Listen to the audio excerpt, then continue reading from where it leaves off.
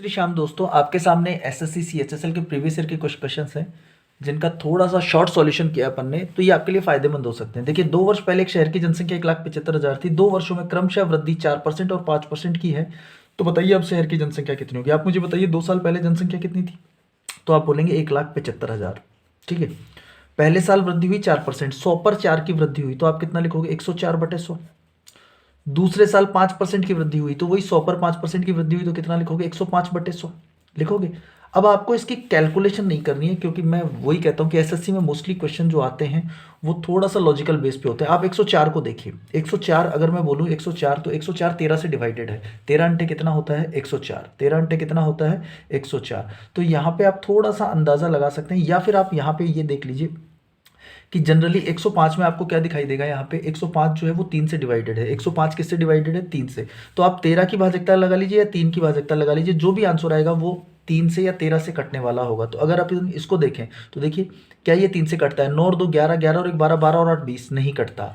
3 की भाजकता का नियम क्या है, संख्या के अंकों के योग में अगर 3 का भाग जाता है तो उस संख्या में 3 का भाग जाएगा। 9 और 2 11, 12 और 1 13, नहीं कटता। 9 और 3 12 और 2 14 और 1 15, और यहाँ पे 9 और 3 12, यानी 2 ऑप्शन ऐसे हैं जो 3 से कट रहे हैं। लेकिन मैंने आपको दूसरा तरीका बताया कि 104 किससे डिवाइडेड है 13 से। तो इन दोनों ऑप्शन में चेक कर लीजिए 13 से कौन सा कटता है। तो अगर मैं इसको भाग दूँ, 13 कम 13 और 6 63, 13 पंजे 65 ज़्यादा हो जाएगा, 13 चौके 52, 11 112, नहीं कटता। तो इसका मतलब थर्ड ऑप्शन भी 13 से नहीं कटता है। तो इसका मतलब जो आपका आंसर होगा वो होगा लास्ट ऑप्शन, 1,91,000 कितना 100। ये आपका क्या हो जाएगा, आंसर हो जाएगा। समझ पा रहे हैं मेरी बात को। आपको 3 की भाजकता भी नहीं लगानी थी, आप केवल 104 को नोटिस करते हैं। यहाँ पे 104 किससे कटता है 13 से। तो इसका मतलब इस क्वेश्चन का जो आंसर आने वाला है वो भी 13 से कटने वाला है। ये तीनों ही ऑप्शन 13 से नहीं कटते, केवल एक चौथा ऑप्शन है जो 13 से कटता है। और दूसरा, अगर आप बेसिक कैलकुलेशन करना चाहें तो कर सकते हैं, मुझे कोई प्रॉब्लम नहीं है। क्लियर है पहला क्वेश्चन। अगर सेकेंड क्वेश्चन की अपन बात करें, यहाँ पे देखिएगा ध्यान से। एक योग केंद्र में 60% सदस्य पुरुष हैं तथा शेष महिलाएं हैं, और उनका औसत दिया हुआ है हमें।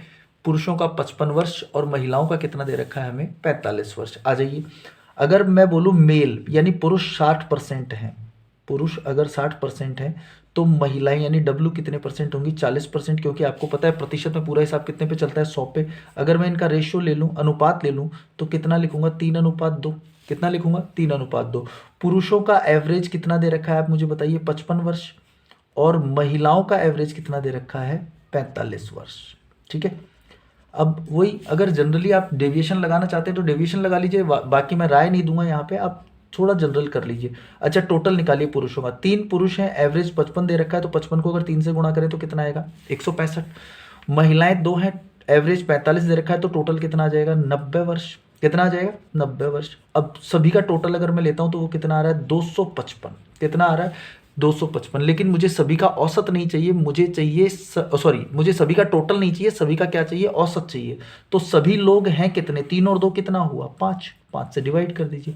25 और 5 एकम 5, यानी जो सबका एवरेज होगा वो कितने वर्ष होगा 51 वर्ष। तो आपका आंसर आ जाएगा बी ऑप्शन। बी ऑप्शन आपका क्या हो जाएगा, आंसर हो जाएगा। उम्मीद करता हूँ बात समझ में आई होगी। थर्ड क्वेश्चन जो है आपके सामने वो ध्यान से देखें। थर्ड क्वेश्चन ज़्यादा विशेष नहीं है, बहुत आराम से कर सकते हैं आप। एक्स की वैल्यू दी हुई है हमें, एक्स की वैल्यू दी हुई है 3/2 का होल स्क्वायर इंटू 2/3 की होल पावर -4, और आपसे वैल्यू पूछी है एक्स की पावर -2 की। तो अगर आप यहाँ पे गौर करें तो इस क्वेश्चन को बहुत इजी वे में कर सकते हैं। सबसे पहला काम x इज इक्वल टू, देखिए 2 ही लाइन में कैलकुलेशन हो जाएगी, 3/2 का होल स्क्वायर। अब आप मुझे बताइए, अगर मैं इस संख्या को उल्टा कर दूं, अगर मैं ब्रैकेट वाली संख्या को उल्टा कर दूं, तो हमने पढ़ रखा है कि जब संख्या को उल्टा किया जाता है तो माइनस घात प्लस में बदल जाती है और प्लस घात माइनस में बदल जाती है। तो अगर मैं इसको 3/2 लिखता हूं तो ये पावर प्लस में हो जाएगी। ये पावर किस में हो जाएगी, प्लस में। समझ पा रहे हैं मेरी बात को। अब आप मुझे बताइए, गुणा करते वक्त अगर आधार समान है तो घाते क्या हो जाते हैं, जुड़ जाते हैं। तो अगर मैं यहाँ से x की वैल्यू निकालूं तो 3/2 की पावर कितनी आ जाएगी 6। क्यों, 3/2 यहाँ पे 2 बार है और 3/2 यहाँ पे 4 बार है, तो 3/2 टोटल कितनी बार है, तो आप बोलेंगे 6 बार। क्लियर। अब मुझे वैल्यू चाहिए, यहीं पे लिख लेते हैं अपन, मुझे वैल्यू चाहिए x की पावर -2 की। इसकी वैल्यू चाहिए x की पावर -2। तो मैं यहाँ पे क्या करूँगा, x की पावर -2 लगा दूंगा। अगर मैं इधर -2 लगा रहा हूँ तो इधर भी मुझे -2 लगाना पड़ेगा। तो 3/2 की पावर कितनी है 6, और इसकी पावर में कितनी लगा दूंगा -2, तो इसका मतलब मेरा आंसर हो जाएगा 3/2 की पावर 6 दूनी 12, पावर पे पावर गुणा होती है तो -12 पावर आ जाएगी।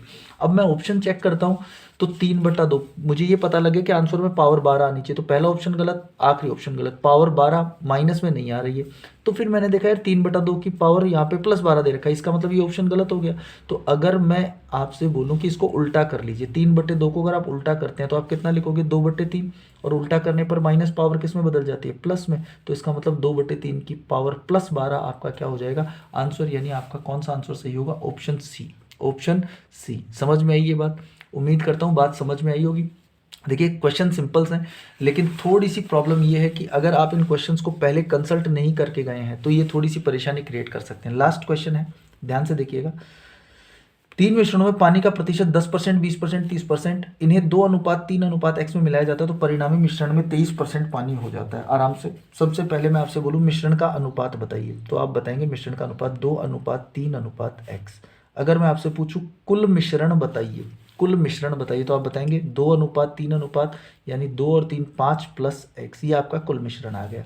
अच्छा, पहले मिश्रण में पानी कितने परसेंट था, 10%। दूसरे मिश्रण में पानी कितने परसेंट था, 20%। तीसरे मिश्रण में पानी कितने परसेंट था, 30%। और बराबर में टोटल मिश्रण में पानी कितने परसेंट है, 23%। ठीक है, कुछ नहीं करना, बेसिक कैलकुलेशन मल्टीप्लाई कर लीजिए। 2 को 10 से गुणा करें, 2 × 20 और 20 थी 60, 60 और 20 कितने परसेंट आ गया, 80%, प्लस कितना आ गया, x × 30%, जल्दीबाजी मत कीजिएगा, इज इक्वल टू, इधर 23 से मल्टीप्लाई कर दीजिए तो 23 × 5 कितना आ जाएगा, 115%, प्लस x × 23%, x इंटू कितना आ जाएगा, 23%। आराम से पक्षांतरण करेंगे तो ये उधर जाएगा, माइनस का हो जाएगा, ये इधर आ जाएगा तो माइनस का हो जाएगा। तो x 30% में से x 23% माइनस करोगे तो x इंटू कितना आ जाएगा, 7%, और इधर 80% माइनस होगा तो 115 में से 80 माइनस कर दीजिए तो कितना आ गया, 35%। तो अगर मैं आपसे पूछूं x की वैल्यू बताइए तो 7 × 7, 7 × 5 = 35, यानी x की वैल्यू कितनी आ गई, 5%। सॉरी 5% क्या, परसेंटेज से परसेंटेज कैंसिल हो गया, तो x की वैल्यू कितनी आ गई, 5, यानी आपका जो x का अनुपात था वो कितना था, 5 था। कितना था, 5। उम्मीद करता हूँ बात समझ में आई होगी, यानी यहाँ पे आपका कौन सा ऑप्शन आंसर हो जाएगा, तीसरा। ऐसे ही क्वेश्चंस के लिए फॉलो करें मेरे चैनल को। जय हिंद, जय भारत, मिलते हैं अगले वीडियो में।